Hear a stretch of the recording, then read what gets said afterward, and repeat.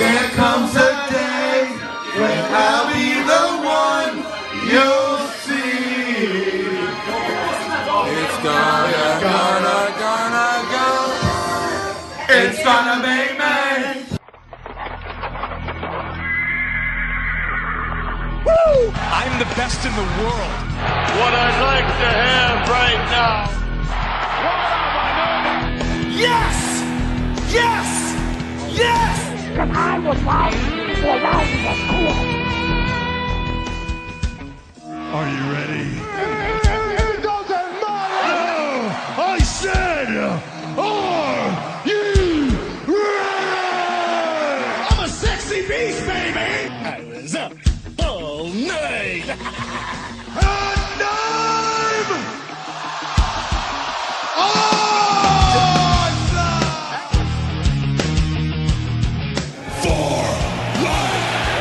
Welcome everybody to the For Life podcast. We're here right after Payback, and I'm one of your hosts, the Big Bosch Man, alongside your other host, Cheyenne, aka 5'5" of Fury. How's it going? I'm going with that. Not bad. Interesting evening, wouldn't you say? Yeah, I mean, my sister and her husband were here to watch the show, and they're off to the hospital to have their baby. So congratulations to them. I know, congratulations to them, and hopefully other people will be as bountiful and lucky as they are right now. Did I mention that my brother-in-law was wearing the I Got Kids shirt? I'm like, not till tomorrow, buddy. Not till tomorrow. Oh, spoiler alert, man. He was a dirt sheet for his own life. And hopefully other people will be just as blessed as they are. Oh, you shut the fuck up.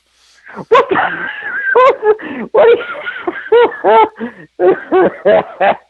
April, he's being mean to me.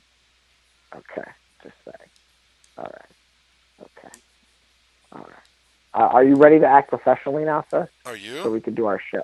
I think even in the interview that I found of you from 2005, I'm directing you and telling you to fucking act professionally. I first of all, I am a consummate professional. Okay, I'm a consummate professional, and I resent that comment. That comment is hurtful, sir. I just like to point that out right now. That comment is hurtful and it's offensive, and it's borderline racist. How's that racist? It's borderline racist. Don't tread on me. All right, I re-uploaded the new For Life Arena and all my characters. So okay, good. I got to download it, and hopefully that will get some brownie points so that you can treat me with some respect, sir. Okay? Yes. Okay? I still love you. I still love you, too, secretly. It's my downfall. Yeah. With that being said, tonight was Payback, the first pay-per-view. It was the first one, right? WrestleMania feels like eons ago. Post-Mania show, yeah. That's right. First pay-per-view following WrestleMania, the ultimate thrill ride. Tonight was Payback from the Bay Area, San Francisco. First major pay-per-view they've probably done in the Bay Area since Mania, right? Since 31. Oh, this is it wasn't San Francisco. It was Bailey's hometown, San Jose. San Jose. Oh, so it's not Bay Area. No, right? they said it was the first one in like a decade, the first pay-per-view in a decade. Oh, okay. I thought it was Bay Area. I'm sorry. Yeah. Okay. I apologize. It's all right. It happens. Okay, thank you. I actually, because I had to go and do some work stuff, I missed the first match. So walk me through that. It was Jericho Owens to open, huh? It was the pre-show. It was Enzo and Cass. Oh, the pre-show. You saw that also, yeah. Yeah, Enzo and Cass versus the Club. I mean, nothing too crazy about the match. There was one spot where like these guys were like flying at each other in the ring, and they kept missing. It was kind of like in the video game when you like go to fly for a move and nobody's there, and you just hit the mat. So it was like that was like the only sequence I remember from the match. But Enzo and Cass went over. Okay. And then Miz TV Balor came out. Have you noticed that every time Finn Balor comes out, he looks sad? I have not noticed that. I know that on Monday. Once you see it, you're not going to be able to unsee it. Now that I've told you. Because I said the same thing to my sister, and now every time she looks at Finn Balor, she says he looks sad. So I know everybody that on out there, Monday, look at Finn Balor's. Off. And the week before when he fought Hawkins, and again tonight. So I don't know. Look at his face when he does his entrance. He looks sad, and now every time you see it, you're not going to be able to unsee it. And you're going to be fucking Bosch. Now Finn Balor looks sad every time I see him. I just noticed that he looked a little off on Monday, but I'm not out here trying to predicate misery for our listeners. You're pretty determined to get this point across, aren't you, sir? Yes, I am.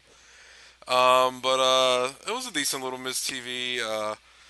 I popped when Miz said that entrance took 5 minutes, and you guys are cheering a 5-minute entrance. Oh, I would have popped for that because you know me. Yeah.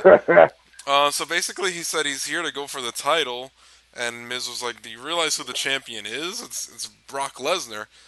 And he pretty much said that he's won gold everywhere he's gone, and Miz kind of called him a failure for winning the Universal title and having to drop it the next night while he was making SmackDown the must-see show and Intercontinental Oh Champion. boy.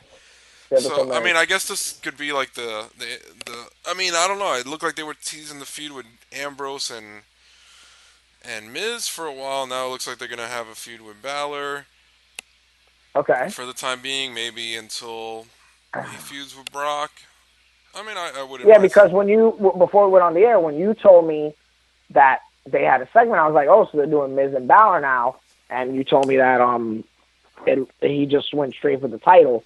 Because the finish I of was tonight like, makes it look like the next challenger is going to be Braun. yeah, either that or Braun is running for president. I'm not sure. I mean, they did make Braun. I mean, if you caught the Raw Talk segment, they did make him look kind of silly after the show. After the show we'll get there, but Yeah. I did see it, and I am totally ready to say the best line from Raw Talk. I'm calling dibs on that because that shit was great. Yeah, I mean, it's going to be interesting to see a matchup of that proportion as far as Brock If it happens, and yes. Balor. I mean, well, let's say it's Braun and Balor. It's still a big difference. Yeah, Braun and Balor, that alone has to be interesting Because I mean, when it was Balor and Rollins going for the belt, they're both pretty evenly matched. But when you have Balor going in there, because Balor's not that big. Like, I think Balor might be smaller than HBK. Smaller than who? And Shawn Michaels. Oh, HBK. I heard something totally different. Shawn's how tall? 6 flat or 5'10"? I mean, he's billed at 6 feet. I mean, I usually compare when we met him, he was sitting down. But so... when he got up, he was kind of slouching forward. So I can't do my compare. Yeah, because we're real quick. We respect the shit out of kayfabe, but we're real quick to say if wrestlers are tall or short or not. Well, I mean, the same thing during the show tonight. During the opening match, they said that Jericho was 6 feet 227. I mean, and it's tough because the 2 times I've met Jericho, he was sitting down. Huh. But I don't think he's an inch shorter than me. I mean, Daniel Bryan's billed at 5'11", which would make him 2 inches shorter than me, and he's not. I haven't met Jericho yet. Daniel Bryan is not 5'11". He's not 5'11". He's taller than me, but he's not 5'11". I'm going to be nice because it's half my show and say openly that I'm over 5 feet. You're taller than Alexa Bliss.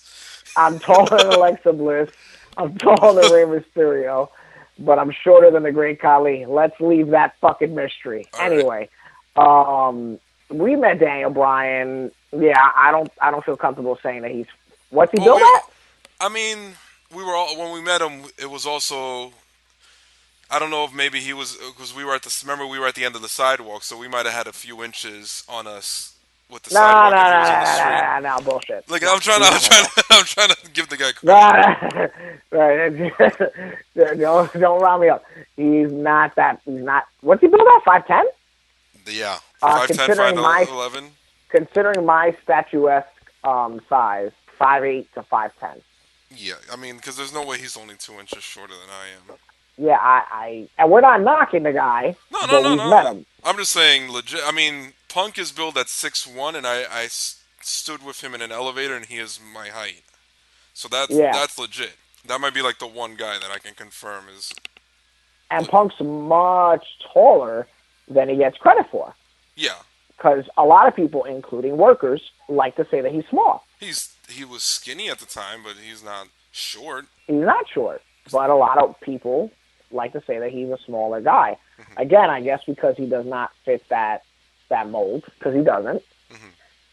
But he's always been at the time I met him, I was a lot skinnier than I am now. But so he looked, even like jacked wise, he looked bigger than me at that time. But we were about the same height. Okay. So Finn Either Balor way, said he's going to go. And then they had a confrontation.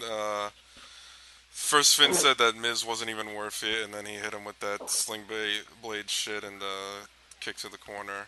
Oh, yeah, Okay. and then Miz had Maurice stand in front of him to block Balor. Okay, interesting.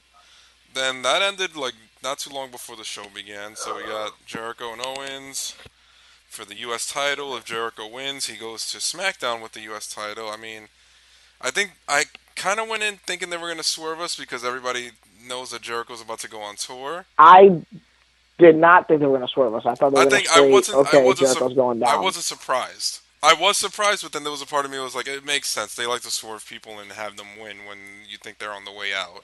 Especially nowadays. Yeah, so they had Jericho win. It was a pretty good match. They did the finger spot again. I heard Jericho worked on the hand after that, right? Yeah, he kind of like smashed it into the steps, and then he beat him with the walls of Jericho. So I was surprised. And then he went to the kid in the audience who had the list of Jericho, and I guess the kid wrote KO on the list, and Jericho autographed it for him and told him he was on the list.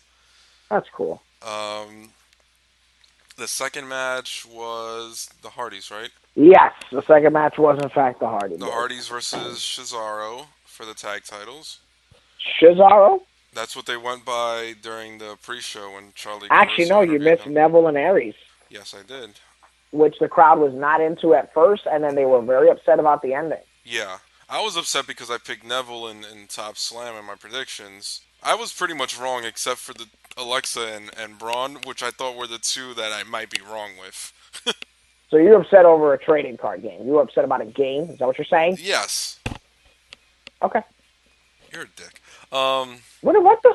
Yeah, I thought it was a pretty decent match. I thought their Mania match was I thought it was good. I knew it wasn't going to be as good as their Mania match, and the crowd was into the finish in the sense of, like, they were pissed. They got heat, so they must have done their job. Yeah. So, and I think now, as I pull it back up, as I put the controller down for my universe mode, now is the tag team match. Your thoughts on this one? I thought it was a pretty good match. Jeff Hardy got his tooth knocked out by Sheamus. Yeah, really just tough night, huh? Yeah, they kept playing up the whole respect angle that they've been doing for weeks, and then finally the Hardys did go over. Jeff Hardy, Sheamus was pinning Matt Hardy, and Hardy... Did you catch when Jeff Hardy went to the wrong turnbuckle at one point? Yes. And then he had to go all the way around. Yeah. And then he did the swanton as Sheamus was pinning Matt Hardy. They got the victory. It was cool to see that finish again. I felt like I hadn't seen that type of wrestling finish in a hot minute. So yeah. That was cool for me. And then they did the whole respect angle, and then Sheamus and Cesaro ran back in and just beat the shit out of the Hardys. Okay. So turning heel. I'm not mad. I think they needed that. I enjoyed it. I thought it was a fun match. Mm-hmm. I think people were expecting, okay, the Hardys are going to turn so they can do the broken gimmick. Blah, and I think blah, you kind of need that strong heel team with the Revival out for the next 2 months or so. You need a strong heel team. Plus, Sheamus and Cesaro were getting stale. Yeah. They were still getting a reaction. They were getting over. But because now they're on the same page, they were starting to get along as baby faces. Correct. Correct. Yeah. So I'm glad they did that. Question. Let's address this right now. Do they have the broken gimmick, yes or no? Because I saw that Rebby Sky tweeted that they did not have the rights. I don't think they do. I think he's still throwing the teasers out there, and I know Sheamus posted that he left them toothless and broken, and it was delightful. Yeah.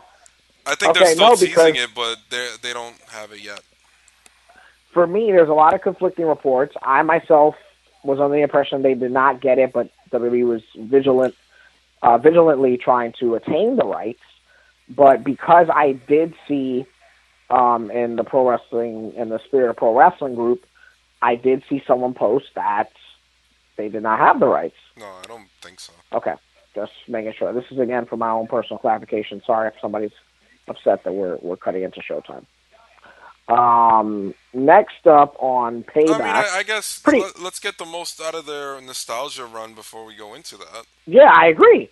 Let's get the best out of the nostalgia run. I mean, then again, when the Dudleys came in, there was never the issue of TNA owning the Bully Ray character, right? I think in the TNA... Because I know I think in the TNA case with Bubba, they own the name to it. They own the name, but not the gimmick. Correct. He could have gone. He could have done the same gimmick as Bubba Ray. Yeah, so I think, which I still don't know why he never did. But and I think everybody was upset that they never actually went to that, or they were the whole year. Everybody was just waiting for that turn.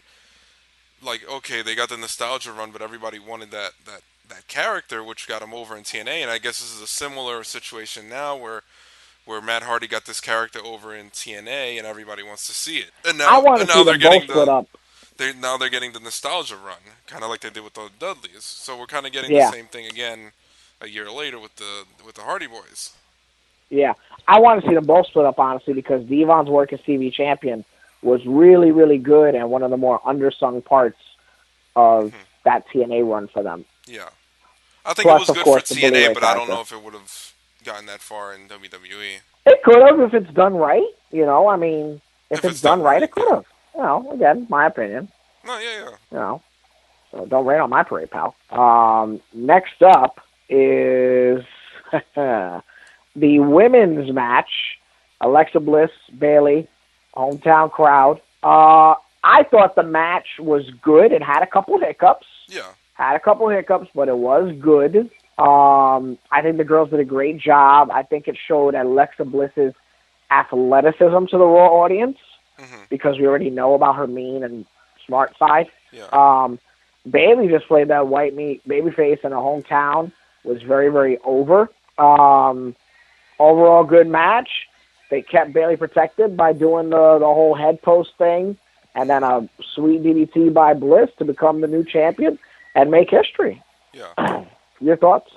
I thought it was a pretty good match. I was happy to see Alexa win it, and I know you guys thought that Charlotte would be the first to hold both, but it kind of makes sense. Let's give that title to Alexa, and then when Charlotte wins the SmackDown Women's title, she'd be the first to hold Raw, SmackDown, NXT, and Divas. Which is the point that you made last week. You called it. Yeah. I'm giving you credit. Thank you. So You're welcome. Enjoy it. I will. Okay. I'm doing Nikki Bella versus Sasha Banks, and I'm Nikki's manager. Okay, I have a Nikki Bella comment for you later on in the show, but I'm saving it for the exact time. Okay. Overall, I thought it was a good match. This was followed by the House of Horrors match. House of Horrors match? House of Horrors. That's horrors, not whores. Whores. Whores. I saw real whores ready for the taking. Whores. It was definitely interesting. It was well produced visually. It was well produced, but other people that I was watching it with said that it was like TNA level shit. I mean, but this is what was over with TNA a year ago. Correct. So that which came across my mind. Let me ask you a question, because I made this point, right? Did the WWE have to go this route with the whole pre-produced thing because they already had the Ambrose Asylum match, so them scrambling for a match that probably would have been similar? Well, they did something. They did the similar thing with the Wyatts and the New Day. Right. So what I'm saying is, because anything they would have came up with would have been similar in theory. Yeah. To the Ambrose thing. Mm-hmm. Do you think that's why we've been getting these produced segments? Yeah. Do you feel like it's because of the Wyatt's mystique in general? I'm just trying to gauge I didn't connect a different conversation than everybody shitting on it right now. Well, I didn't connect it so much to Ambrose. It's a fair point, though. Yeah, no, and I'm not connecting it to him.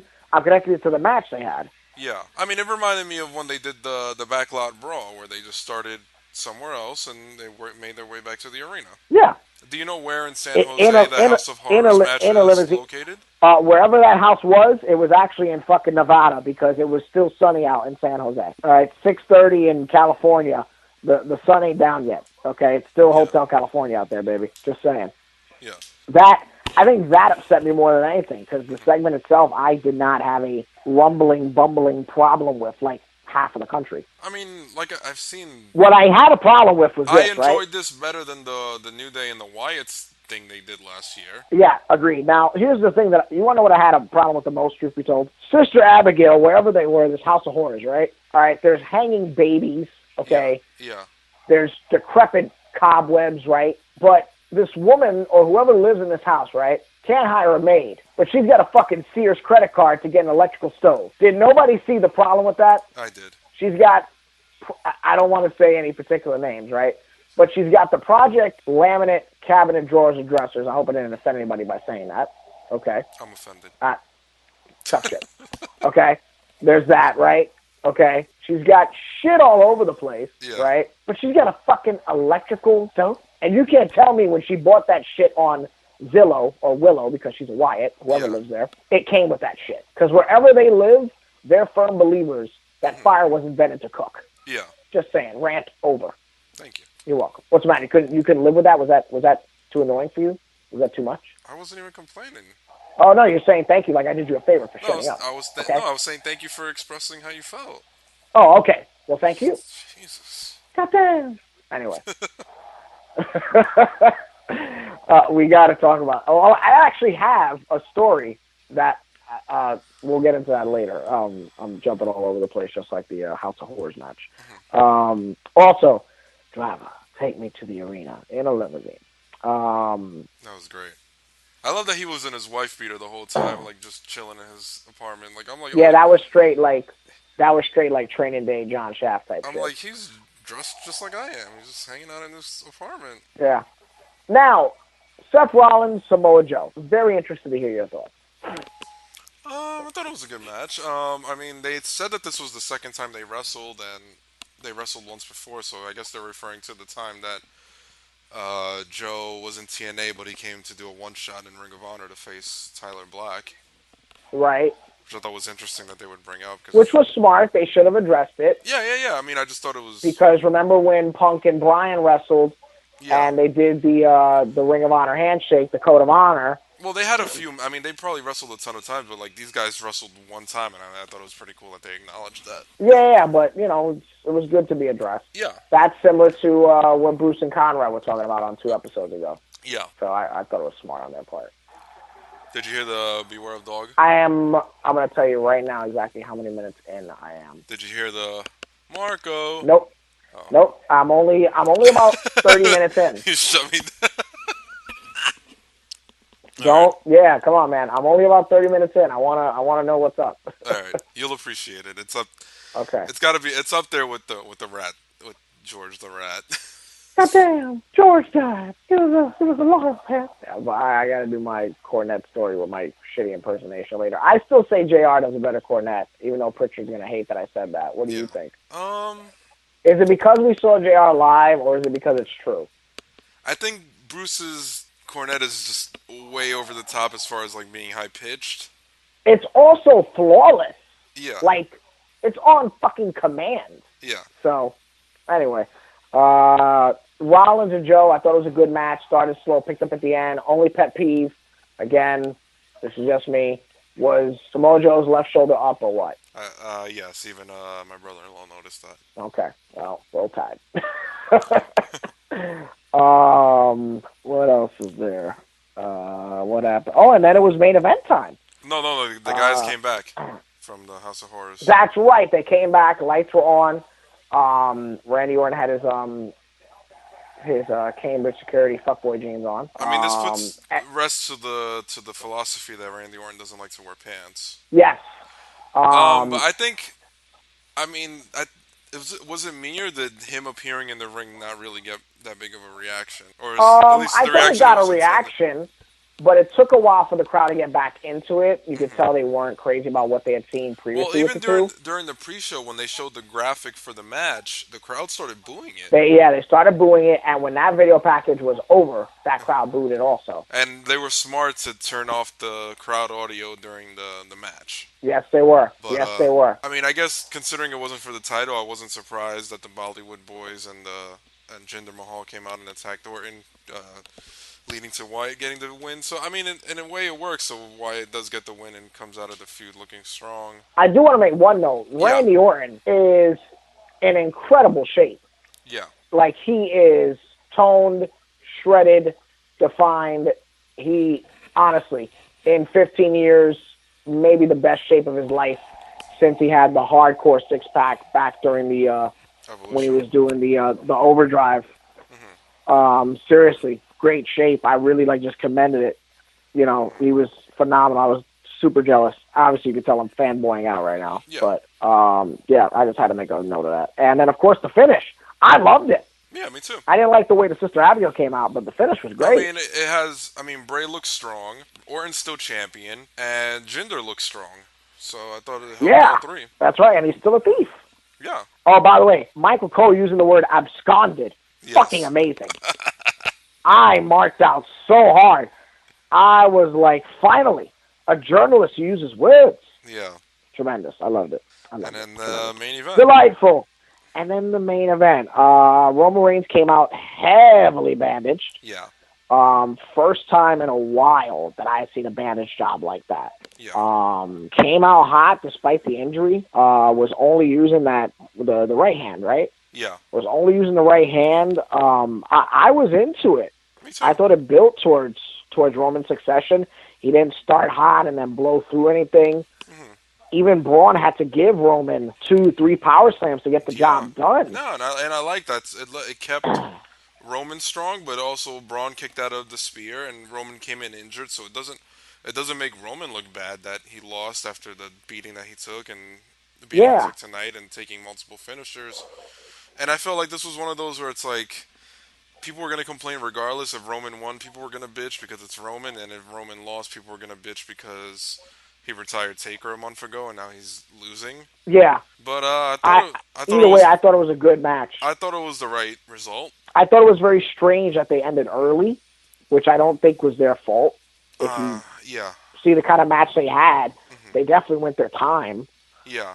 They definitely could not have told any more of a story than what they did. And none of the matches really ran short. No, everybody got time tonight. I think they could have fit another match in there, maybe. Which I thought there was going to be, because in thetheory to have a non-title match with the champion in there, then the main event. I thought the Miz was going to have a match.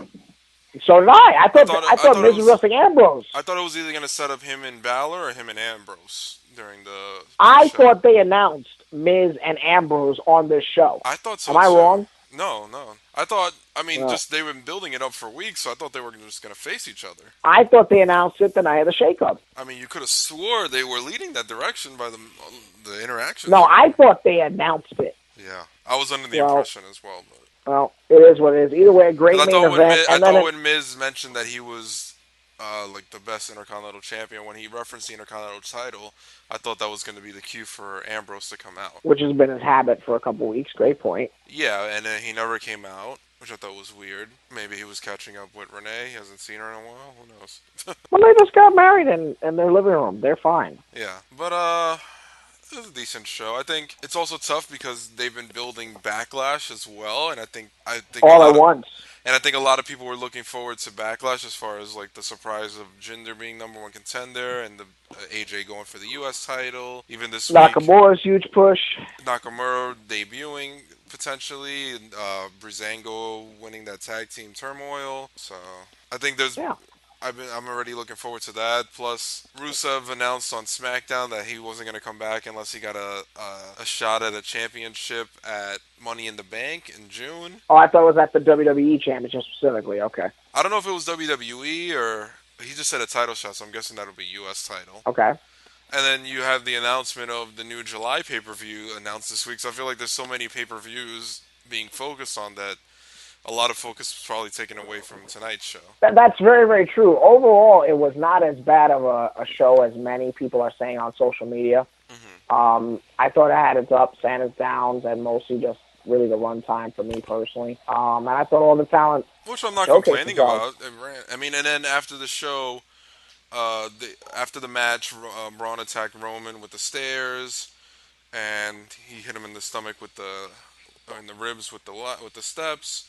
And I thought, I think this is the first time I've seen them do that whole internal bleeding angle in a while, right? I honestly couldn't remember the last time they did it. I feel like it was used a lot in the Attitude Era, where a guy would get. It was used a lot during Ruthless Aggression, which is the last time that I remember it during the Shawn Michaels angle. Somebody getting hit in the stomach and then bleeding from the mouth. I remember as a kid bugging out, oh my god, how does that fucking happen? But yeah. Well, when I saw it and I saw that it was too sticky, I was like, all right, somebody give him the blood pill. Oh, yeah.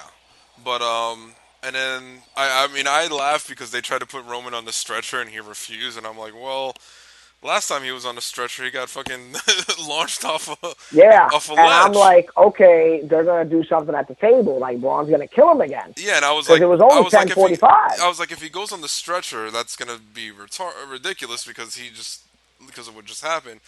And then when they're putting him in the ambulance, I'm like, oh god, here we go again. And then I just like Braun, I'm not done with you, and he's like charging at the ambulance, and Roman ducks, and he knocks the door off the ambulance and goes into a pile of boxes. Yeah, but he mauled. I mean, mauled that damn door. Yeah. I mean, maybe God, I was bless thinking him. like maybe if you didn't fucking yell at the top of your lungs that you were charging at him, you might have got him. So you're saying that you would like Braun Strowman to be a little bit more stealth in his attack? I mean, I popped because that's his gimmick is the I'm not done with you, but it got the best of him tonight when Roman saw him and heard him from a mile away and dunked. Yeah. So, and then he just went into that damn pile of boxes. I mean, what were you gonna say about the Raw talk?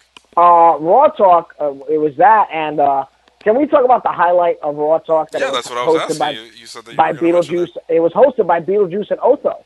Yeah. Did you see that? Yeah, I mean, she had that outfit on during the pre-show, so. Oh, I didn't see the pre-show. So when I saw Beetlejuice and Otho, I totally marked out. And then when Alexa Bliss straight, was asking for the balloons and was like, if I say Beetlejuice 3 times, will I get my balloons? I could not. That was the funniest shit in the world to me. Yeah. So it was good to see Beetlejuice and Otho. I thought Alexa Bliss, did the best on the pre-show. And Sheamus and Cesaro also did very well as well. That was when the whole tooth thing. I didn't really catch the Cesaro and Sheamus. I did catch them during the pre-show with Charlie Caruso, and I thought they weren't that great. So maybe then as heels they're better than they were as baby faces during the pre-show. They were good, and Cesaro was laying the leather. He wanted to make a point. Let me tell you, he took that brass ring and knocked Jeff Hardy's tooth out with it tonight, pal. Good. So. And I guess Renee and Alexa already have that chemistry from Talking Smack. Yes, of course. So they played off each other well. And you said Charlie Caruso did the pre-show, right? She did that social media lounge with Sheamus and Cesaro. That's where she said I guess somebody hashtagged Cesaro, but it wasn't that good. But I was looking at her. But I was very perplexed when I didn't see her tonight on the. Yeah, thing. she was on the pre-show. Okay. And since we're talking about it, and we both love this song, especially when we sing it together, Great Balls of Fire. When I'm looking forward to working on that next month. Yeah.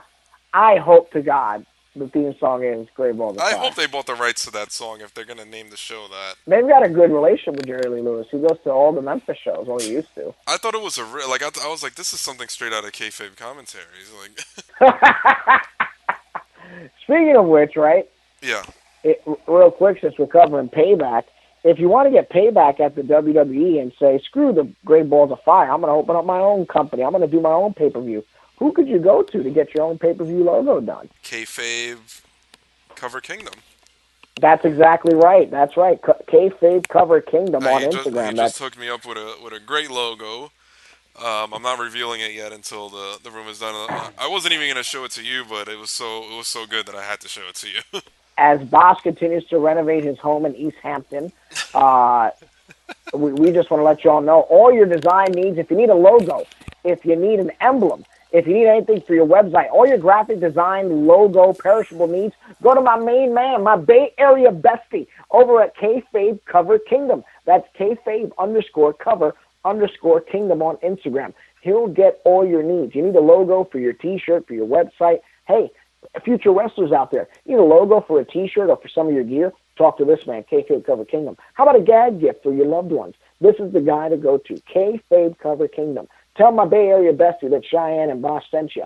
He'll hook you up. Definitely. Thank you for that logo. That's a good fucking putover. Yeah. That's pretty damn good. That was pretty good. Pretty solid. Pretty solid. And not as grim as mesothelioma. Just saying. Overall, I'm going to give the pay-per-view a 7. I don't care what the internet says. Yeah, that's just me. I would agree. Now, I actually want to have a discussion with you. What's up? Well, actually, before I get to my discussion, I want to point out I recently showed ECW Heatwave 1999 to a certain promoter, and he says, of all that How long was that show again? 2 hours and what? Not sure. 40, close to 40 solid minutes of it was promos and talking. Mm-hmm. That's including the pre-record and the live. That's number one. Yeah. And this certain promoter rebooked the whole thing. Yeah. So there's that. But I enjoyed it, and I'm looking forward to what we're going to cover today. I want to address something because I talked to a lot of different podcasters this week because we have some at the Ace Academy that I work with, of course, and all these other things. And we were talking about different things and stuff that they go through as a, relatively unknown podcast and all this other stuff. Not to say that we're, like on the level of all these other guys. Mm-hmm. It's kind of a two-part question. Do you enjoy not shitting on everything? Because I do. Yeah, I mean... Do you feel like that makes us refreshing? Let's have this conversation on the air. Because for the X amount of listeners that listen to us, whether it's... Even, for instance, like Bill Lapter's podcast, where he likes to keep it all in kayfabe and doesn't like talking behind-the-scenes stuff. Kind of like his magazines used to be all in kayfabe, and he didn't like the behind-the-scenes stuff, so I think that's refreshing to listen to. Yeah. I feel like when we started years ago, in 2013 in December. Yeah. And I'll say it in person, I'll say it on the air, I'm openly the reason why this podcast doesn't go anywhere further. It's my fault. There's been times where it was my fault. No, it's my fault. What I'm getting at is here, when we started, right? Mm-hmm. There weren't as many as there are now. Right. We wanted to be two guys chilling. We both like the Don, Tony, Kevin Castle show, which neither of us have heard in ages, by the way. Yeah, I haven't listened to them for and they can be pretty negative. Funny, but negative. Yeah. They're more like the Howard Stern of wrestling podcasts. Yeah. In the sense of like they don't give a shit. Because they're very funny and very opinionated. Yeah. When we started this, you only had Stone Cold, Jericho. Jake was still on and off with his podcast. Jim Ross Cabana. really hadn't blown up yet. And then there was Cabana, who in my eyes started it all. Cabana was the original. Correct. Yeah. Now, everybody under the sun has one, and it's so oversaturated that every other wrestler has it now. I mean, it's tough for me to even keep up with them. Like even Edge and Christian's show. Like, theirs is funny. One of the surprise ones for me have been Lillian Garcia. Right. And I think her show is just like she does the post-war one, right? No. She'll just interview somebody, but I think for some reason, like everybody has like this comfortableness with her that they just open up, and like I don't think there's been one episode where I don't learn something new about these people, and it's like I think like they open up and talk about things that they normally wouldn't talk about or haven't talked about in previous interviews. Right. And I think that's what I enjoy about her. Like even Sasha Banks, who I'm not even a fan of, Sasha's had me almost in tears because it was like her story was so good, and like even recently I heard Lita's where she won. What a coincidence! She's on the menu screen now.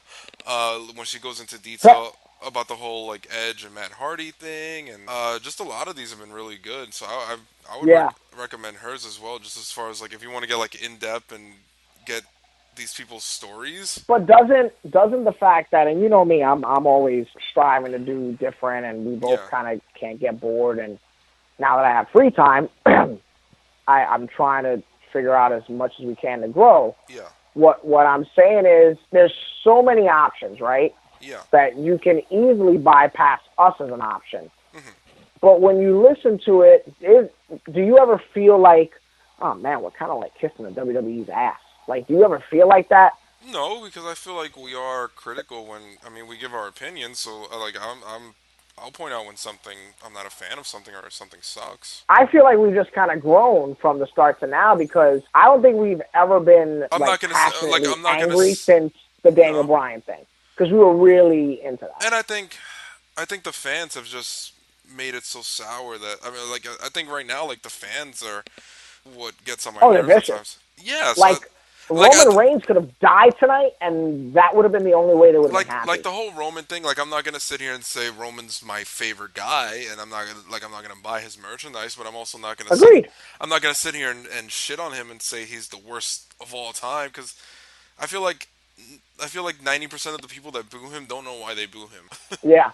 I think they boo him because Vince likes him and Vince chose him to be the guy. It's like I've said many, many times. Because they know that this is the guy that Vince likes, and it's like, wait, well, this isn't the guy that we like. This isn't the guy that we chose. You're just gonna make him another Cena. So they're already going in with that knowledge. So they've already rejected him, no matter what he does. And yeah, it's like, I think since that match he had with Danny O'Brien, he's put on pretty consistently good matches. And agreed. And people say it's because people are carrying him, but can you sit there and say that Braun Strowman carries him when Braun Strowman is less experienced than he is? Exactly, because it really does take two to tango. It's like, okay, you could have said that with Bryan or Punk or Hunter or a lot of these other guys or Orton, but it's like, can you really sit there and say like that Brock carried him when Brock just goes out there and just does whatever he wants, or somebody like Braun carried him? Yeah, and then taking to advantage, everybody hated Brock because he was missing and didn't defend the title and all that shit. But then you were all for him because you didn't want him to lose to Roman. Yeah. So which is it? He's a fighting champion. He's not a fighting champion, or anybody but Roman. Like, you got to make up your mind too as a fan. Like, I'm curious to see Roman and Cena go at it, just to see how people react. That's the one I'm waiting for.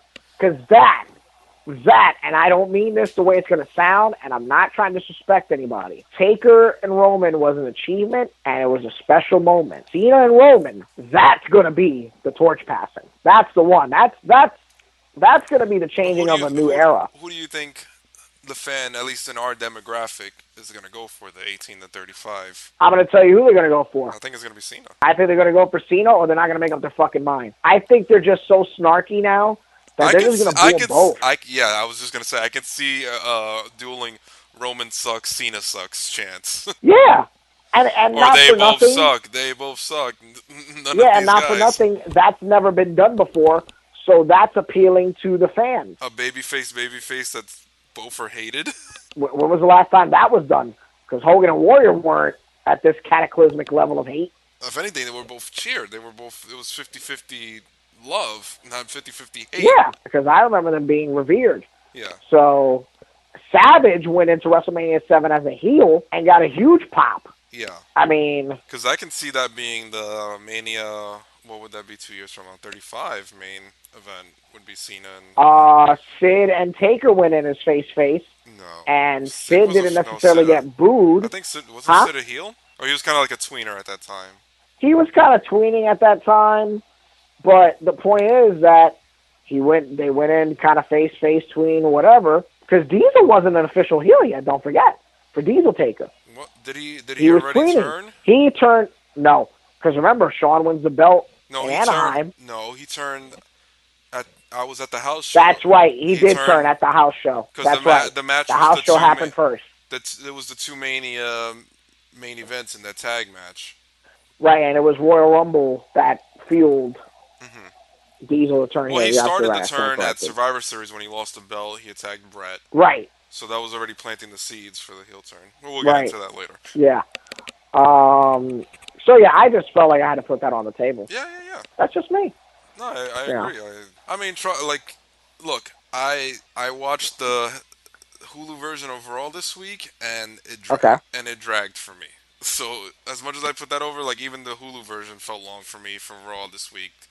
So I'm not gonna sit like I don't think we do kiss WWE's ass, because I'll point out if something wasn't good. Yeah, no, it's true. Or I'll just say like, hey, I might say that I wasn't into something versus it totally sucks. I mean, the same way I'll point out like last week when I said, oh, everybody's complaining that we don't have any. It's always the same guys at the top, and then we get something different at the top, and everybody's complaining because the guy was exactly. Mind you, Jinder Mahal got a good reaction when he came out tonight. And I feel like if Jinder wins, it's gonna be like, oh my god, why did they do this? And then if he loses, it's gonna be like, oh my god, they're keeping Randy at the top and they're not giving the new guys a chance. So I feel like it's one of those things where it's like I go into matches like, oh god, either scenario, people are gonna complain. Yep. So. Well, we'll see. We will see. In the meantime, let's take a commercial break, and when we come back, we're gonna cover some old school wrestling. I'm looking forward to this show. Yeah, this should be fun. Hey, For Life listeners, this is the Cap here with Mike the Finance Guy and Ralph the Tech, inviting you to check out our Geektastic podcast. Meanwhile, 22 pages later. So if you're a Whovian, a lover of capes and tights, a gamer, or a TV movie watcher, and you want some very honest reviews from some very funny guys, check out our podcast. It's on iTunes and also on SoundCloud. And if you want to join in the discussion, check out our Facebook page. Oh, and by the way, that 22 is the number. Now, back to Bosch and Cheyenne. I can't tell you my name. All you really need to know is what I do. I'm in charge of the Nobody Beats the Whiz Price Patrol. I'm the guy that makes sure that you never pay more than you should for home entertainment. My guys check all our competitors' prices daily and report their findings back to me. And then we mark our prices lower than the competition. It's a whole new concept in shopping. At Nobody Beats the Whiz, our price is right every day. By the way, here's a list of everyone whose prices are lower than ours. For state-of-the-art home electronics, computers, cameras, music, movies, and more, nobody beats the Whiz.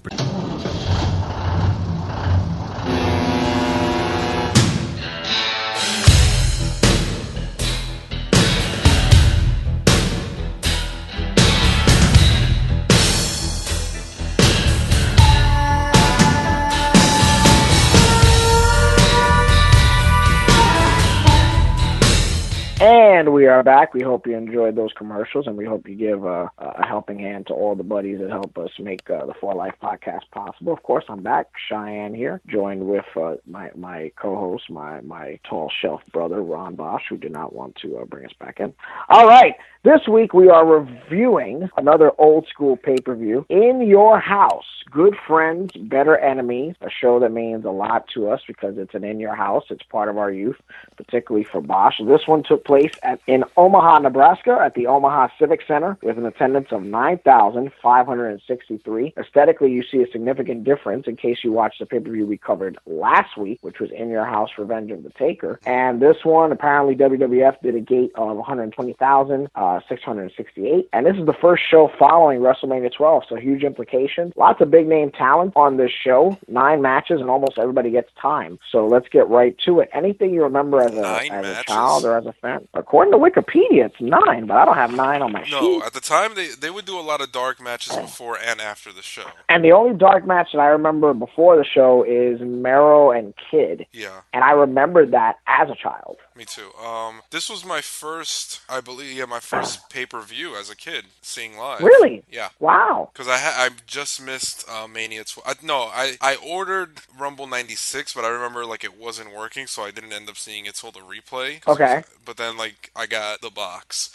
And this was the first pay-per-view that I saw live because I was trying to get it for Mania 12, but we didn't get it in time. So this was actually saw my first one's Mania 12. Oh wow! Yeah, and my first house show was before Mania 12 when Diesel turned his back on Shawn, so it was pretty much leading in the beginning of the angle going into this match. Right. Mine is actually right after. It's Shawn's first that I know of off the top of my head. No, Shawn's first WWF Champion Garden appearance. It was at that match. Huh? The curtain call? Oh, shit. No, that would be it. No, then it's not that. I was at September at the last matinee and show I was at that one. WWF ever did. I was at that one too. Yep. I think I went to I know I went to that March one. I missed the curtain call, and I went to 2 or 3 more after that in '96. I was there September 29, 1996. Your birthday? That's right. And the main was Taker and Michaels, which, despite everything, commonly teamed together on house shows, if you know anything. But it was Taker and Michaels against Mankind and Goldust. The Mankind Goldust alliance had started at this time. I remember that. Yeah, and then I think the one before that was in August or July, and it was Goldust and Shawn. This is the 12th In Your House already, is it? 7. 11 or 7? I'm sorry, I was way off. But this is one of the first ones with the taglines, right, with the names. It's not the first, but it's one of, right? I think it's one of the first 4. There was Lumberjacks. Right, which never officially had that title. Okay. Yeah, that was always the first I remember later. having a name, this one and Beware a Dog. Those were the 2 first names that stuck out to me. I always, believe it or not, remember the International Incident and Final Four. Well, Final Four was a year later. No, but in terms of names that stuck out, yeah. Those were the ones that I always go back to. Opening match, Bulldog and Owen versus Jake Roberts and a mystery partner, which ends up being Ahmed Johnson. I'll let you go with your notes and thoughts first. It looked like it was set up to be a single match at first, and then... Yes, okay, glad we both got that, okay. And then when he said he was going to get a partner, I was like, well, then it must be Ahmed. Because I didn't remember off the top of my head. It was But in one my for eyes, four- it was going to be Bulldog and Jake, right? That's what I thought it was. Which even Vince and Lawler commented like, "Oh, I guess we're having a tag match They now." showed that the clip from that house show in Germany, I think, where Bulldog attacked Jake. So it looked like it was going to be a single match. And then when he went back to get a partner, I was like, okay, it's going to be Ahmed, because I remember they did the angle where Yoko got hurt and Ahmed was the other partner for Mania. Yeah. But I thought it was. I mean, it was Ahmed Johnson, but I thought the rest of the guys did well in the match. Well, I really have a new, as an adult, appreciation for the Owen Bulldog tag team. Yeah. Watched them for 2 weeks straight, phenomenal. Well, also, and for me, Owen, I've been following, like I told you, I've been following along since I've been following the night shows with Sullivan from 20 years ago.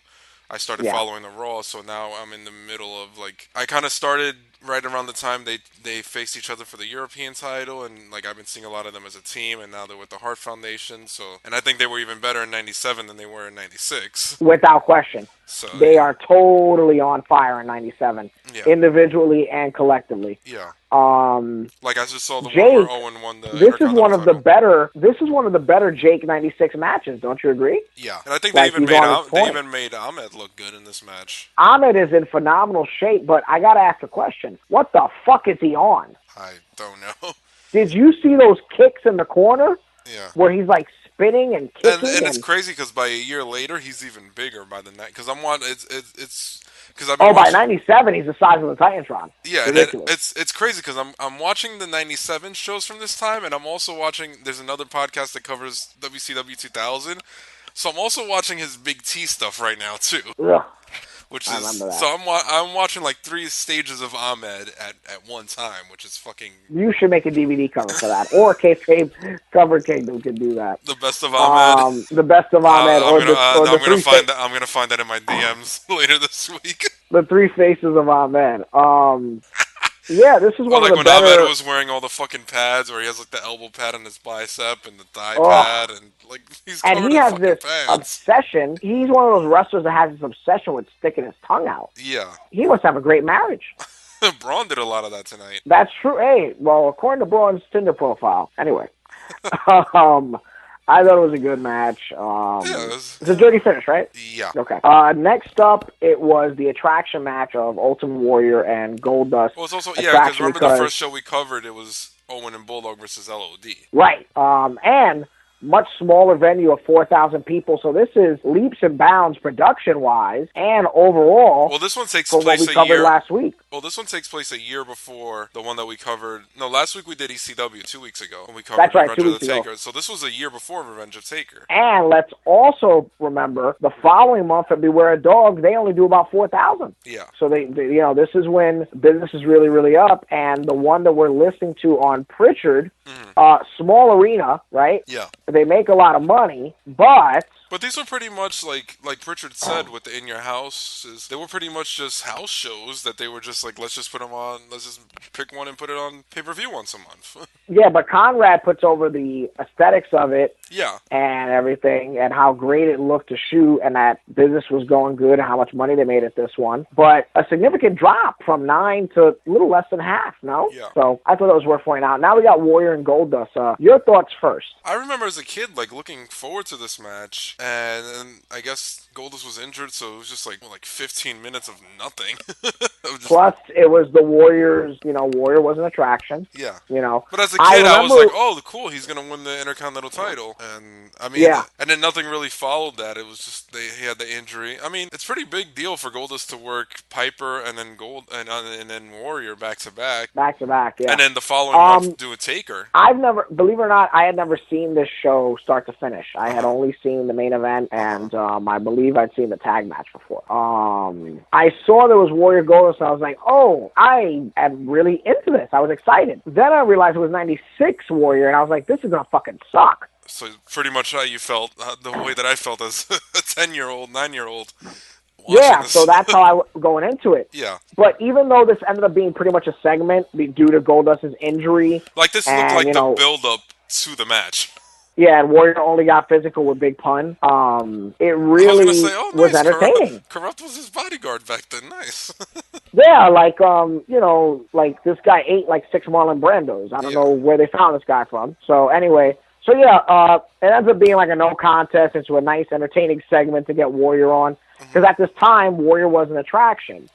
And something And then that he's Bruce like Pritchard smoking the chimes in on. cigar, and Vince is like, he doesn't something even that smoke. Bruce Pritchard chimes in on is that I was of the school of thought with Vince McMahon, I guess. Yeah. Vince saw Warrior as an attraction at this time, versus Bruce felt like because Warrior was not in anything for fans to engage with is why he was getting booed and why it didn't go well. What's your take? No, I agree. I guess even if you look at the way that Goldberg was brought back this year, it was a lot better. I mean, and then Goldberg was brought back after, like a 12-year layoff, and Warrior was only gone, 3-4 years? From 92 to 96, yeah. So 3-4 years, and I just remember, he was brought back to face Hunter at Mania, and Hunter was just starting his career at that point, so it wasn't anything big. I was like, okay, and I wasn't around to see him as a kid, so all I had seen of him was just tapes and stuff, and his match with Hogan. Right. So it was like, oh, he's coming back to fight Hunter Hearst Helmsley, all right. And then the next month it was, okay, he's fighting Goldust, which was a bigger deal because it was for the title, and then nothing happened. And then from there he went on to do the feud with Lawler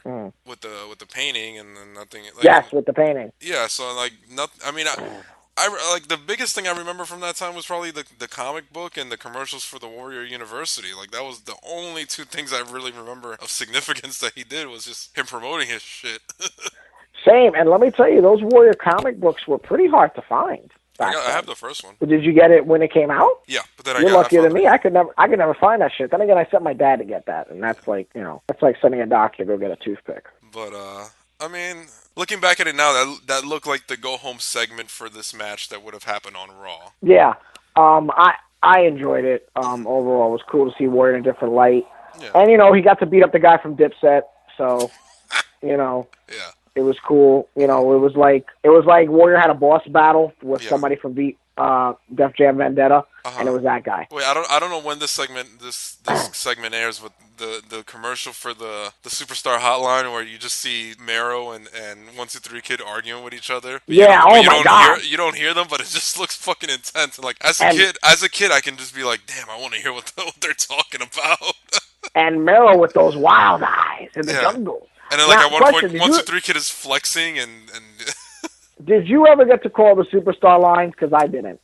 There was one weekend night that my mom was doing stuff in her office, and she brought me along with her, and she just left me in one of the conference rooms watching TV. So I got a hold of I got on the phone, and I was like, well, if I call from here, she won't be charged. So I called the Superstar hotline, but it wasn't during a pay-per-view. It was just a random Saturday night. Oh, it was during the voiceover ones, huh? You got the automated shit. Yeah, so I don't really remember. Oh, you got fucking robbed, man. Or her company did. I mean, she never mentioned it, so I guess she never got called. Okay, nobody ever mentioned anything, or did anybody call? Yeah, I guess payroll didn't cover the expense for that month. Did anybody? I didn't question. Call the Superstar hotline at Saturday night. Hey, who's trying to find out who Yokozuna's going to take on? Nothing like that. But yeah. Okay. I mean, the WCW one always looked more enticing because they would always tease behind the scenes stuff. And even as a kid at the time, it was like, wait, what? Who's backstage? There's a former champion there? Oh, it's Reggie White. Okay. Yeah, exactly. Vader versus Razor. I think you should open this one up before I do, because I got a lot more meticulous with this than I should have. Was this his last? This would have been one of his last televised matches. This is his last This is the last televised Razor Ramon event for Kevin and for Scott. So these are their last matches under those gimmicks. Yeah. I don't even remember the build-up for him and Vader. Was it just Razor was a replacement for Yokozuna. Oh yeah, because they did the angle where he broke Yoko's leg and they took him out on the forklift. Right. So I guess there wasn't much. I thought it was a good match though for the two of them. The only thing that I did not like, this is me, is that I felt like Vader bumped too early. Yeah, Vader did give a lot to Razor in this match. He gave a hell of a lot, and he bumped way too early. He was taking a lot of moves. There was a lot of moves where Razor was just picking him up like nothing. And don't get me wrong, Scott Hall's a big guy. Yeah. If you never met him. He's real tall, very broad, in great shape, even to this day. Even now, but I can imagine 20 years ago, forget about it. He was like a big ox, He was the coyote. And by then he had even slimmed down from what he was in his early days. Yes, because when he was a Diamond Stud, he was jacked to the nines. Yeah. He was jacked to the nines. But yeah, I'm glad you said that. I do think Vader gave too much.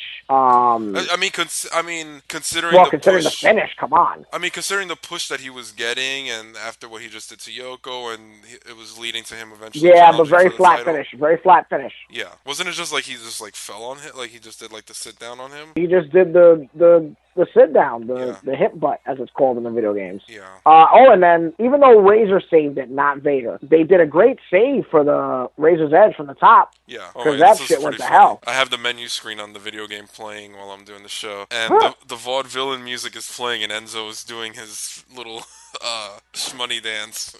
Look forward. And earlier, Big E was dancing for Sasha's music.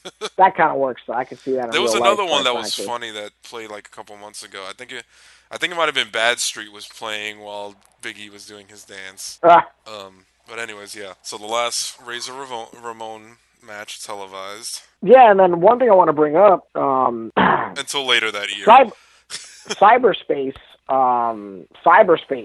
Vince is really chiming on the whole AOL WWF partnership. Yeah. WWE is on top of America Online at this time. Well, I remember at this time they kept promoting it, and I had no idea what it was. And I remember like calling to order the disc where you would get like it would be like 1,000 free hours, and I'm like, oh, I didn't even know what the fuck I was ordering, but they were like it was free. They didn't ask for any credit card, so I was like, oh mom, look, I got this AOL 100 free hours. I don't know what the hell it is. I think it has to do with wrestling because they keep talking about it on WWF. But and look at where they are now with social media. Yeah, it's crazy. I feel like they were on top. I mean, they were on top of it with AOL probably quicker than they were on top of it with social media. Oh, without question, because it took them a while to that was get still on like social media. The infancy of and to the get internet. past Twitter, it took them a while. Like that was still the infancy of the internet. Like I heard about AOL for the first time on WWF television. Yes. So that was my introduction to. I didn't even know what the internet was, but I kept hearing AOL. The original WWF website was just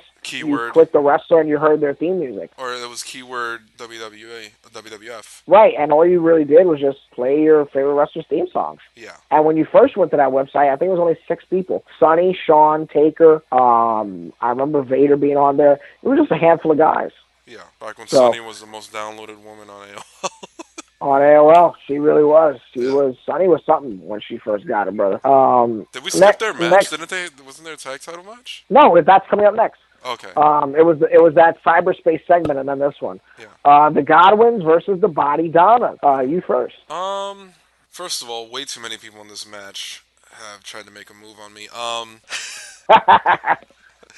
But I thought it was a decent match. I thought I guess I appreciate the Body Donnas now more than I did back then. Like I love the Body Donnas. Back then they were just a silly gimmick. They were a silly gimmick with the hot manager, and now they were the fitness gimmick. I mean, as a kid, and I remember my mom used to do a lot of those workout videos, so they reminded me of those videos. So I think now looking back, knowing how great of a worker Candido was and Tom Pritchard, I appreciate them a lot more now as a team than I did as a 9-year-old. Right. But I thought it was a decent match. I thought they made the Godwins look good. I know at the time they were playing up that Phineas had a crush on Sonny, so she gives him and then autograph Phineas picture. does those weird mule kicks at the end. I didn't get that. Yeah. The wheelbarrow was cool to see that. Phineas took a hard low bridge. Yeah. And the Body Donnas, okay, not for nothing, are the originators of Twin Magic. Yeah. All right? And Twin Magic. Did you know that as a kid I had no idea that was Tom Pritchard from the Heavenly Bodies? Oh, I recognize him. Because they hadn't really been around for a while. And it was actually my brother who confirmed that it was him. Uh-huh. I missed the days. He was like, yeah, that's Tom Pritchard. He's just blonde now. You know? I missed the days when I was still believing in kayfabe and I had no idea that was him. Yeah. Same with Fake Diesel, I had no idea it was Isaac Yankem. I was dumb as a kid. Oh, yeah, that one, Diesel and Razor, I couldn't spot for nothing. But I enjoyed that match mostly because of the Body Donnas and Sonny. Lots of camera cuts to Sonny. Oh, of course. Oh, my God. Just amazing. Beautiful, beautiful young lady at that time. Yeah, I'm just trying to be nice right now. Yes. Then we go into the main event. We go into the main event already knowing that for next month at Beware of Dog, we are going to have the Wild Man Mark Merrill take on Hunter Hearst Helmsley. We're going to have Vader and Yokozuna, and we're getting the seeds for Shawn Michaels and the British Bulldog. Yeah, because Diana was in the audience, and earlier in the show, Bulldog and Owen were banging on his door looking for him, and they kept mentioning something happened with his wife. But I thought this was a great match between these two. Yeah. I think we're talking about the main now, right? Yeah, I mean, at the time, this probably would have been better than the WrestleMania 11 match.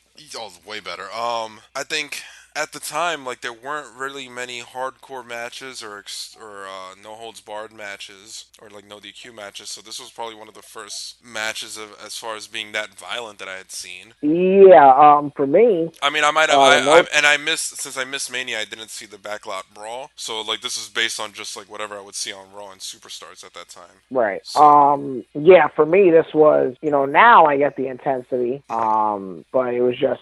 I didn't get it. What do you mean? As a kid, you didn't see all that underlying. Diesel comes out to a fair reaction, pretty mixed. I mean, I guess for me, since I saw the turn at my first show, so that stuck out to me, and that was a big moment for me. And then seeing the build up on Raw throughout the weeks, and like that one week where he came out wearing that Shawn Michaels shirt, and they were fighting. Well, no, what I mean is I didn't see like all the subliminal messages that I see now. Oh, like the click thing, and like after the match. Yeah, because you can't sit here and tell me that you didn't watch WWF in '94 and not know, or '93 rather, and not know the relationship between these two guys. I mean, to me, like I said, it was kayfabe at the time, so they were friends, and Diesel turned his back on his best friend, and I was pissed off. So yeah, as a kid, I believed it. These two are throwing up the click sign in their entrance. It's pretty deliberate. Like that, I mean, I wouldn't have caught that reference. That was pre-NWO, so I would have not known what the hell that meant. Of course. There's that. Sean has got amazing gear on. Yeah, and then there's the post-match where Sean's like yelling at him, "Get the fuck out." Yeah. Shawn is showing, different side, that intensity that we've never seen before. Mm-hmm. This is the one that kind of establishes him as a champion and shows that other side to Shawn Michaels. Yeah, like between this and the Mind Games match, those two. Yeah, there's a spot where Shawn, flips the guardrail. Diesel throws his vest at Vince. He does that huge spinning power slam. Where Lawler was like, he's gonna throw him right on you, McMahon. Lawler is on his shit in this one. Some of his best commentary ever is on this show. The jokes, the one-liners. Teased that he was gonna do something to Vince. I got a little surprise for you, Vince. And even back then, I had no idea. Like, I didn't know that Vince was the boss, so I didn't catch a lot of those references. I thought he was just the announcer that Diesel was fucking with. Yeah. So. Me neither. Then there's also the when the ref gets choked and the belt hanging. That was the first time I'd ever seen that on television. Fucking nuts. That looked bananas. Even now, 20 years later. Yeah, I was watching. Like, holy shit! Like that. They're not gimmicking that.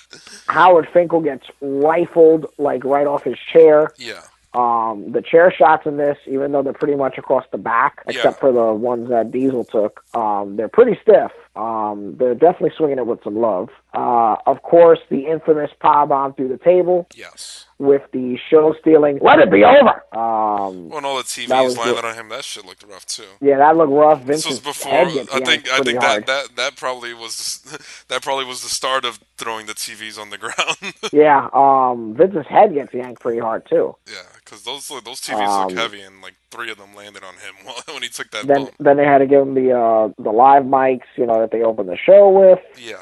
But was the audience able to hear it, or were they just did they have the mic so that only the TVs can pick it up? When I saw this match from the Vault, the Shawn Michaels collection, yeah, me too. That's what I was under the impression that it was a live mic. But then when they cut away, it doesn't sound like you can hear them. Correct. I was in the impression that it was an arena mic because that's what it sounded like on that DVD. Yeah. Today, it didn't sound like that. No, it sounded like the mics were directly into the camera.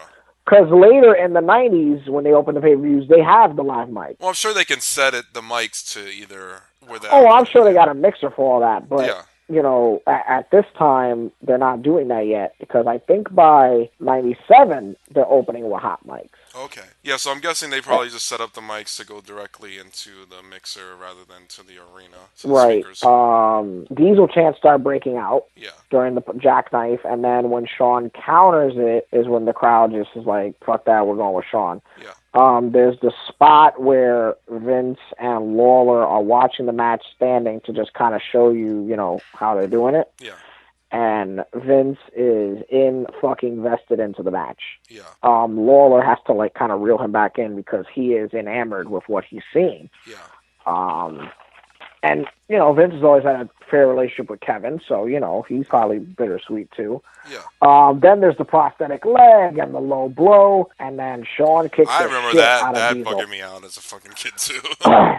Yeah, and then kick the shit out of Diesel, and then, like you said, get the fuck out of here, go, fuck you, fuck you, fuck you. It was innovative for the time. Definitely. I mean, looking back at it now, we've had 2 decades of matches like this, but at that time, that was one of the first matches of that style. Yeah. First of its kind. Yeah. It was very strange. And especially if you weren't watching ECW at that time, this was new to you. Yeah. I guess if you were watching ECW at the time, then something like this was tame. But at that time, the other thing to this is, for this broadcast that I mentioned in earlier on, they cut the ending short, because even on the Vault, the Vince McMahon in the ring raising his hand and all that's cut out, but it's much longer, the pyro celebration, than that. Yeah, I found it weird that they would cut it. You know, the Vince Shawn clip, those have only been seen in video packages, but everyone knows it's from that night. Yeah. So overall, to me, a great show. I'm willing to give it 8.5. I guess we'll go with the same question. How do you think the show would have been received in 2017? Much better than the other 2 shows we reviewed. I think this one would have gotten stellar reviews because this had a little bit for everybody. All the titles were on the line. I think this would have been seen as like, oh, Shawn carried Diesel through a good match. That's a fair statement in today's society. Yeah, it would a lot of smart marks would have hit that. Yeah, and I think Diesel would have gotten a lot of like the Roman treatment. Without question. I mean, now he probably would have been cheered because he was a heel at this point. So true. Diesel probably would have been getting booed his entire run and then getting cheered now that he turned on Shawn. Yeah, which I think probably happened in '96 and we didn't even know it. Yeah, and I think Ahmed would have been shit on. Oh, forget it. Ahmed would have been. Forget it. Yeah. Ahmed apparently was a Michael Hayes guy. Really? From what I've heard. I remember Malik asking in the chat once, I don't know if you were there, he was like, can you name a person that you thought was really good as a kid, but then you look back now and realize they sucked, and we both said Ahmed at the same time. Oh, yeah, I was a huge Ahmed Johnson mark. Yeah. Had to get that bone-crunching action figure. Oh, me too. Here I am now. Series 3. Here I am now at 26, and I'm like, Ahmed fucking Johnson. Yeah, and I think also, yeah, he was like, I remember the Nation Domination storyline was good, or him flipping out when Goldust gave him the mouth to mouth was fucking great. I actually missed that. That was probably like the best thing he did. I liked when he joined the Nation because it was like him running around backstage just fucking up everybody in sight because this guy just kissed him. Yeah, have you ever heard the story where Jim Ross is the one that's got to talk to him? Oh, God.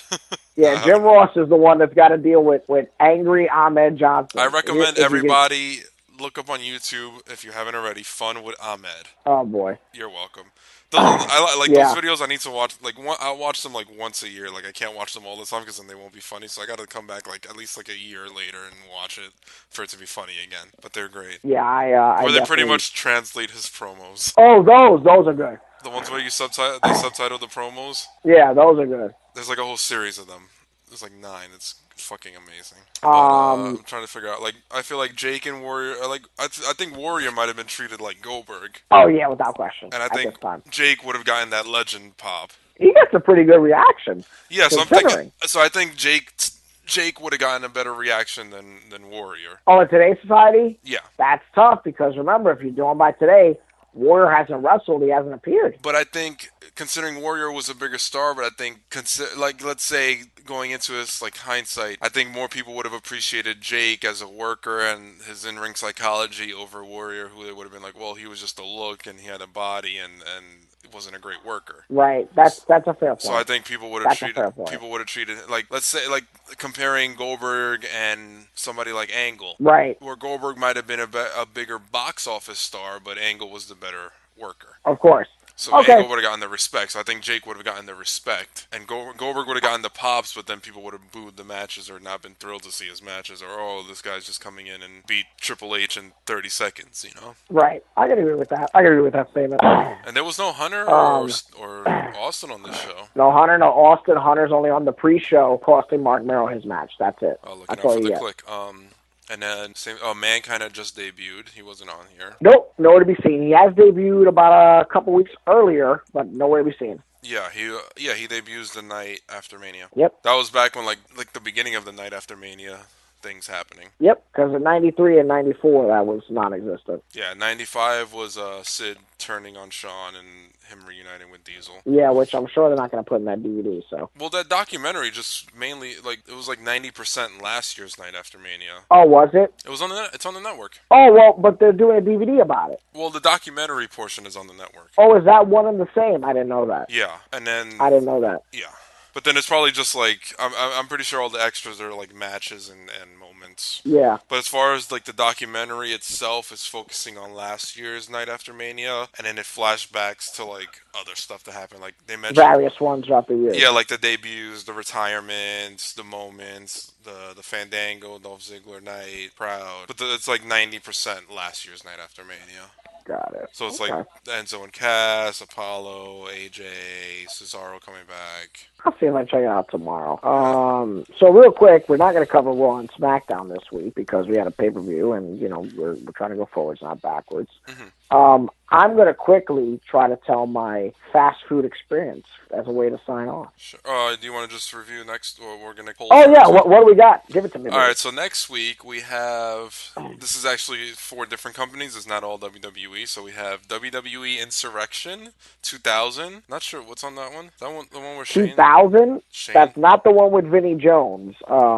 Keep talking. I'll look them up. That way we're not scrambling. Okay. Wrestle War 89 Music City Showdown, which has Ricky Steamboat versus Ric Flair. Great show, actually. The last in the 3-match series. I actually saw this one a couple months ago during my NWA binge, but it's a great show.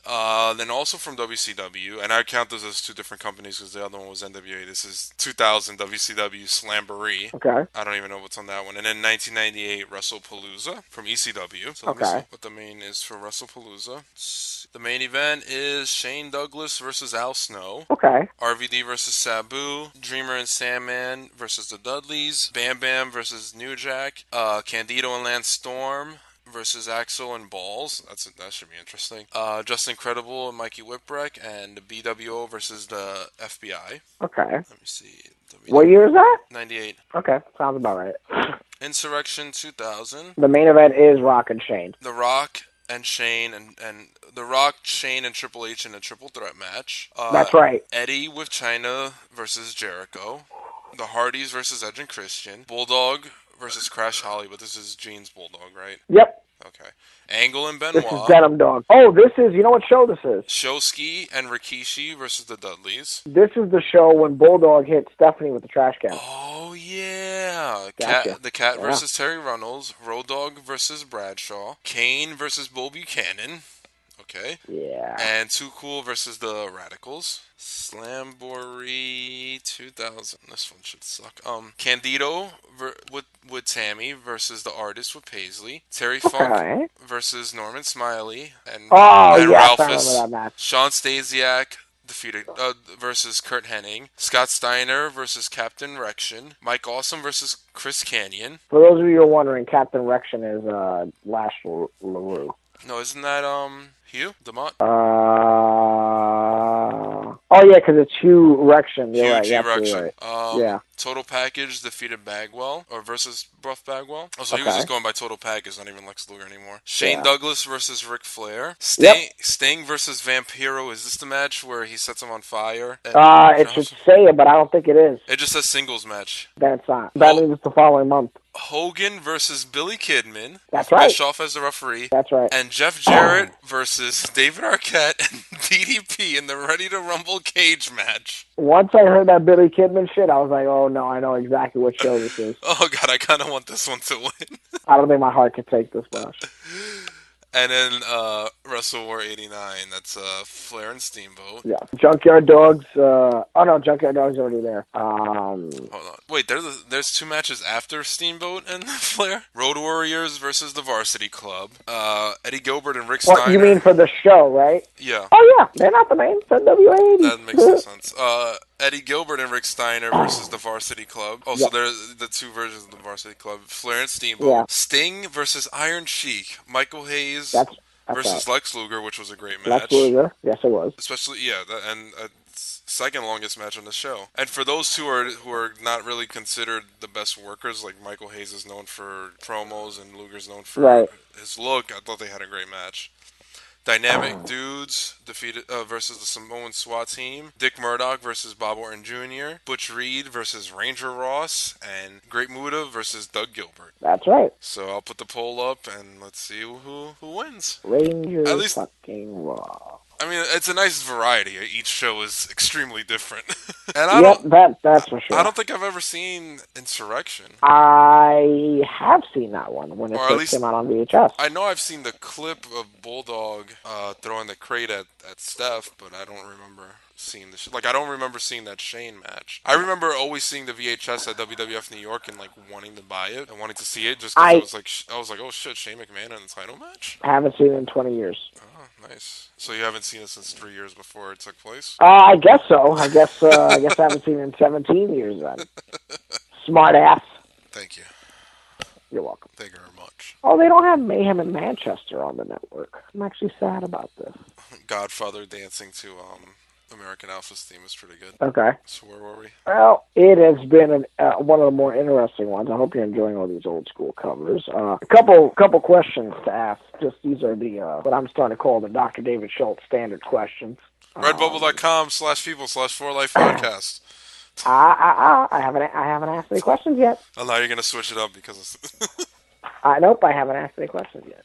All right. Hypothetically. At 4Life Podcast. I haven't asked any questions yet. Hypothetically speaking, between you and I, if there wasn't a public audience, how would people like to get a hold of us via social media? At 4Life Podcast. And if somebody wanted to order one of those nifty 4Life Podcast shirts, how would they go about doing that? Redbubble.com/people/4Life Podcast. If people wanted to add us on PlayStation Network, how would they go about doing that? Boschman69. No, that's Tops. Boschmania. Got him. It's right there on the corner of my screen. Boschmania, and you are? I'm going to be at Shawn McMahon. That's CHEYENNEMCMAN. All right. And realistically speaking, when is the next time people can hear from us? It'll be next week. Okay. And where for being a dick, I'm going to try to do it right. We've been pretty consistent for like 6 months now. This is I know, that's a record. And where can people vote for these nifty polls? At the Spirit of Fighting Pro Wrestling group on Facebook or at 4Life Podcast on Twitter. That's the only two places I can make these polls. And I'll probably put up the collage on Instagram and let people vote there. Okay. Whatever, yeah. And is there anything we'd like to plug or put over this week? We already put over Kayfabe Cover Kingdom. That's also WCW_worldwide. Sign up for his Patreon site and you can get a nice little goodie box, crate box of WCW goodies, whether it's old magazines, stickers, postcards, cards, magnets. I think I got a WCW little pin in my last one. So a bunch of cool little gifts. Even the $5 one that I have came with some cool stuff, but I know he has different tiers. So definitely check that out. And all the old magazine scans he has on his page, and he's always tweeting out cool old school WCW stuff. So that's cool. And meanwhile, 22 pages later, our buddies over there. Check out their sites if you're into comics. I'm sure they'll have a great episode in the next week or so for Guardians of the Galaxy 2, which comes out next week. That's right. It does come out next week. Mm-hmm. So it connects to wrestling. Batista's in it. That's right. It does. I think I'm out of things to plug. I think covered that. Covered Kayfabe Kingdom. I'm actually going to plug Aftermath on what Saturday is that? 14, 15? I'm blanking right now. What? Aftermath. What Saturday is that? The 14th, 15th? You're asking me about your Fed's shows? I'm blanking on the day. Just the day. 13th. 13th. Okay, I was off anyway. 14th Mother's Day. That's why That's why, because I got Mother's Day on the 14th, and I got the fundraiser on the 15th. That's why. Saturday, May 13th, Ace Pro Wrestling American Championship Entertainment proudly presents Aftermath from the Morgan Junior Arena. 67 Hathaway Street, Wallington, New Jersey. Tickets available at www.aceprowrestling.com. And be sure to check out my interview with New Jersey's own Arcadia, circulated throughout Facebook now via the 4Life Podcast page, the Pro Wrestling Group, and on my personal account. Also, I posted the video on YouTube of the 2K17 tournament we had a few weeks ago at Cheyenne's house. So Definitely check fantastic. that out. It's very entertaining. Yeah, it was very, very fun. I also put in the end the screenshot of the search screen for the arena if people want to download your fabulous arena. Thank you. And remember, and we want to just thank our sponsors over at the Wiz, the Jamel Brothers. They've been a fantastic partner to us. They're like a second family. And when it comes down to it, when it comes down to customer service, when it comes down to inventory, when it comes to speedy delivery times, online ordering, and just overall product knowledge, nobody beats the Wiz. I've got my VCR on the way for the Bosch Cave. I'm so excited. That's me too. And you know, nobody beats the Wiz, but the one thing that the Wiz knows is that no matter how high you get your Stereophonic 5 CD Laserdisc compact player set and ready to go, no matter what it is, when you listen to your podcast, you listen to it for life.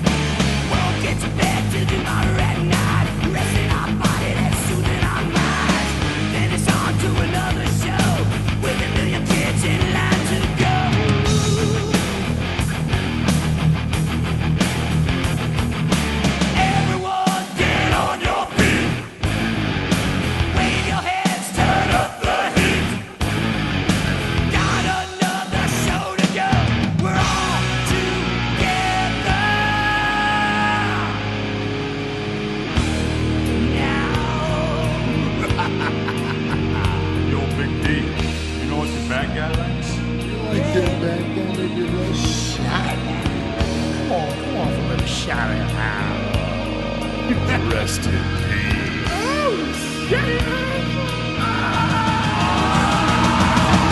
Everyone get on your feet. Wave your hands, turn up the heat. Everyone get on your feet. Got another show to go. We're all together, all together, all together.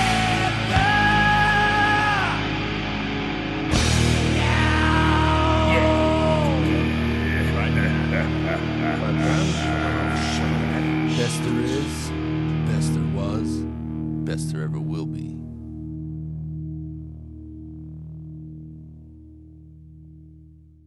Describe how you're related to Vince. Vince and I, Vince is my father. Vince and I have a complicated family tree. Vince one night back in 1990, or late 89, I guess, right?